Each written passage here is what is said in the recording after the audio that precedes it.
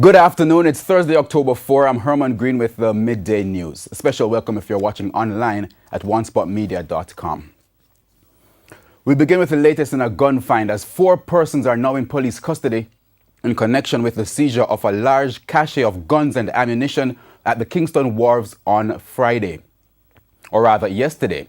2 women were picked up during subsequent operations. A 43-year-old taxi operator and a 24-year-old unemployed man, both of Kingston 13 addresses, were detained shortly after the snap operation at the wharf.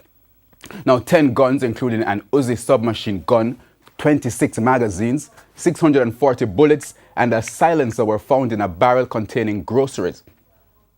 The guns and ammunition are believed to have been shipped to Jamaica from the United States. The operation was carried out by members of the Counter-Terrorism and Organized Crime Investigation Branch and the Narcotics Division with support from the Contraband Enforcement Team of the Jamaica Customs Agency. Meanwhile, a Jamaica Defense Force soldier is waiting to face the Clarendon Parish Court today for illegal possession of a firearm. Private Garfield Brown was arrested and charged along with another man. The other man, Joseph Lindsay, was also charged with possession of a stolen motor car. The car is reportedly owned by a JDF soldier from Old Harbour, St. Catherine. Police say they tracked the car last week to a premises in Swansea, Clarendon, occupied by the soldier and the other accused. The discovery was made days after police found the body of Nigel Winter, who had been driving the vehicle. The body was found in bushes, also in the Swansea area. The opposition is again raising concerns over the future of the state-owned oil refinery Petrojam. This comes as its main source of funding, the sale of heavy fuel oil, HFO, will be drastically cut by mid-2019. The details in this report. Opposition spokesman on energy, Philip Paulwell, raised more concerns during yesterday's sitting of Parliament's Public Administration and Appropriations Committee. Mr. Paulwell noted that aspects of the refinery upgrade have again been pushed back.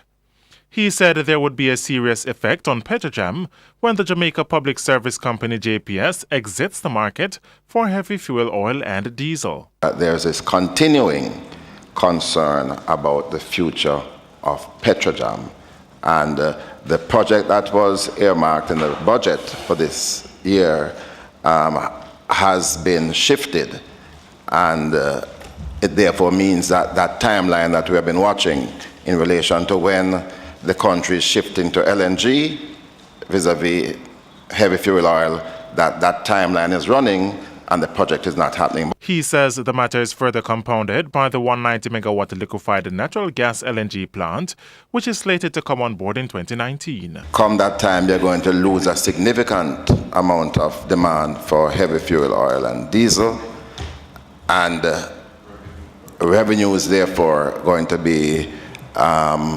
affected. We're told that they're looking to provide the IPPs with products, but as you know, the independent private producers of electricity do form a very small part of the total electricity mix.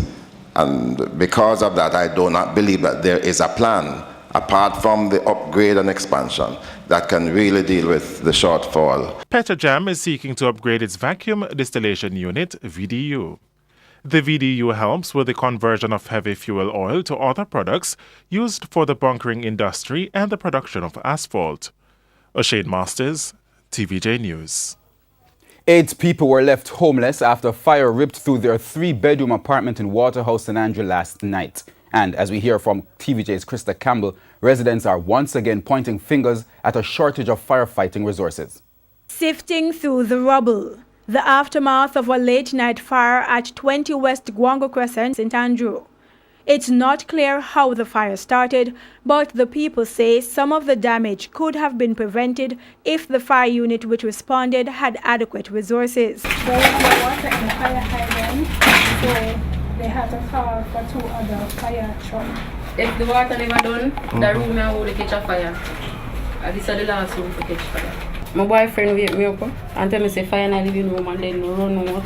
I forgot to take up everything, so everything just burn. The last passport, TRA, iPad, phone, My PlayStation, bed, fridge, stove and all these things and pot and I have nothing left. 6 adults and 2 children left homeless. Their immediate concerns are getting temporary housing and replacing the kids' school supplies. Residents have been helping, but they need much more. I try clean up for try see if we can fit up back if it's even a little part for him rest a little more, because you don't know the rain weather and all of these things. The community give a big help last night. As you can see, the van was going to catch a fire too, and because of their help, the van didn't get to burn up. Just a little damage. Krista Campbell, TVJ News. Member of Parliament for Clarendon Central, Mike Henry, is again appealing to the government to rehabilitate the drainage system in Maypen, Clarendon. This follows the flooding in the town on Monday, which claimed the life of a 6-year-old boy. The details in this report. Kingston is not the only area in need of development.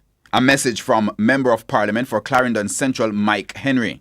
He says there has been little development in the Clarendon capital, Maypen, which he believes is responsible for the inefficient drainage system. What we have to do is build the drains all the way from the hills, wide enough around Maypen, carry them through Bushy Park, through Westburn Park, on into Jack's Gully, beyond 4 Paths.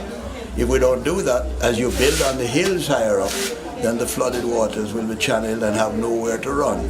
So your exit drains have to be dealt with overall. Mr. Henry notes that while funding poses a challenge, the idea of expanding the drains in the town has been ignored continuously. For a number of years now, I've been trying to say that we have to build the exit drains wider. I started it in 1986, and then the funds were removed. Nobody followed up in terms of it. And one keeps hearing about the challenge of funds, which of course is a challenge overall, but then there's no continuity of development. We have played a lot of games with the whole town overall, right? One starts under one government, you stop it under another government, and the people suffer. Minister Henry made the suggestion during a visit to Dejani Pennant's family on Wednesday. Dejani drowned after floodwaters washed him and his 13-year-old cousin into a canal on Monday. A meeting is to be held between the union representing workers at the Turtle Beach Towers Resort in Ocheria, St. Anne and the Ministry of Labour tomorrow to address several outstanding issues. The 13 unionized maintenance workers walked off a job yesterday to protest against, among other things, the delay in the formulation of a wage agreement for the 2017-2019 period. Assistant Island Supervisor of the National Workers Union, NWU, Leonard Sewell, said yesterday that he would meet with the management of the resort to formulate a new wage agreement. Mr. Sewell indicated that the agreement should have been signed from May, but the management kept changing the drafts.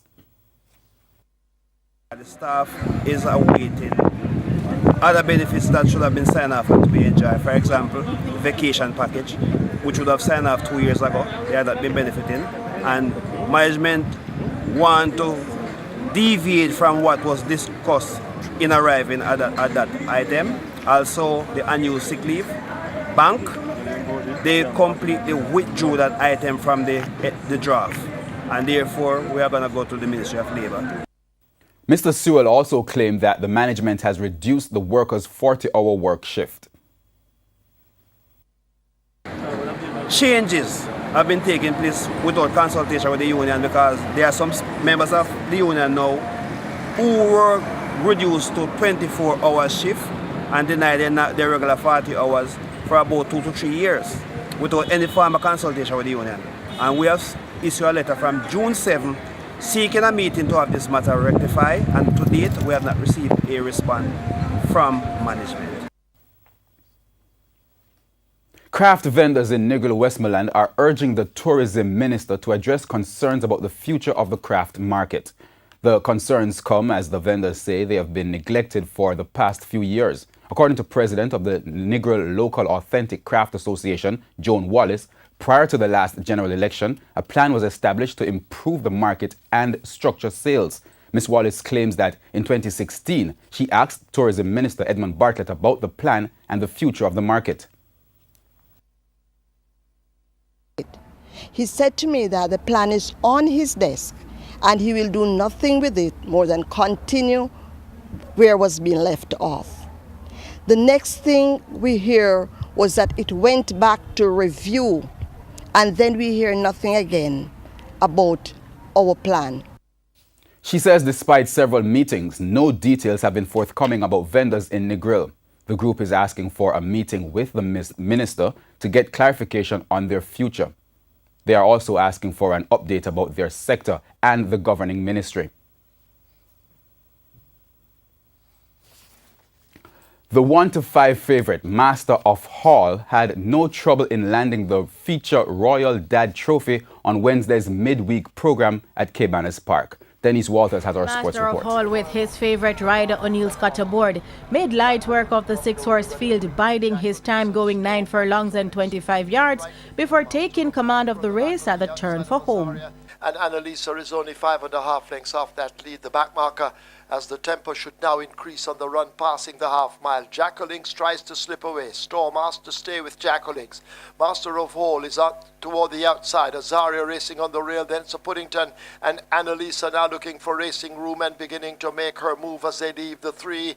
They're approaching the final 5/16th, and it is Storm from Master of Hall now on the outside. Jackolinks is left back on the rail. Annalisa is in the centre as they turn for home. A quarter of a mile to run. Storm gives way to Master of Hall. Annalisa now produced. Azaria running toward the outside of Jackolinks, who begins to fade badly, and Sir Puddington not in it at all, but Master of Hall is turning it on. Inside the final furlong, it's Master of Hall, the rider having a look behind him both ways. He sees absolutely nothing, and O'Neill Scott eases Master of Hall down to win the Royal Dad by maybe 6 over Annalisa and Storm. Master of Hall won by 6 lengths in 1 minute 56 and 3/5 of a second to record back-to-back victories. The 3-year-old Bay Gelding was thought to have had a Derby potential, but got injured and didn't make the Blue Ribbon event. However, trainer Fitzroy Gillespie and Scott believe in Master of Hall's pedigree and have high hopes in his ability. Yes, he's gradually coming back. You know, it was very unfortunate, but that's the way racing goes. His performance is very, very impressive today, and we expect more. No, this is a great one, ours. Yeah. The trainer begged me to just get a good break, hold him off the pace as best as I can, but I couldn't hold him as long as I could, so I just hold him third, fourth, and ride him for the last 2 furlongs as a trainer. Meanwhile, the Spencer Chung trained Killer Bee with Aaron Chatry in the saddle produced a late surge to capture the overnight allowance contest for 3-year-old and up over 5 furlongs round in a driving finish. With a little big on that lead, Sir Budget on the rail. Gary Glitter toward the outside with more to find. Twilight Dreams now asked to make some progress, but they run toward the furlong pole, and it is a little big on in the centre. Gary Glitter asked to attack on the outside. Sir Budget near the rail. Killer Bee and Twilight Dreams now wound up for their kicks inside the finals. Through here on the rail is Killer Bee asked to sting, and Killer Bee looks to have stung Twilight Dreams and won it over Supertronics. Jockey Shane Ellis and apprentice Tevin Foster each had 2 winners on the day. Racing continues on Saturday. For TVJ Sports, I am. That's the midday news. I'm Herman Green. Join us at 7 for the primetime news package. On behalf of the news sports and production teams, good afternoon.